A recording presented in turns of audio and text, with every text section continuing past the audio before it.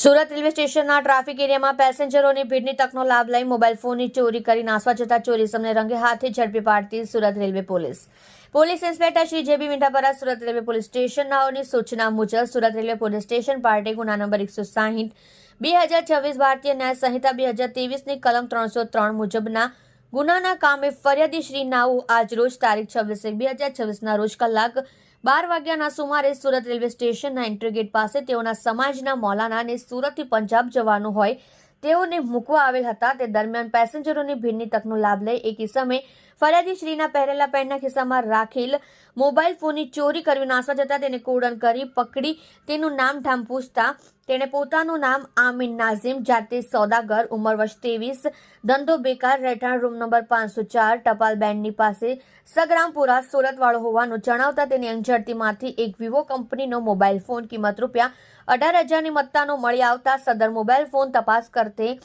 કબજે કરી સદરી ઇસમને અટક કરી કાયદેસરની કાર્યવાહી કરી પ્રશંસનીય કામગીરી કરેલ છે।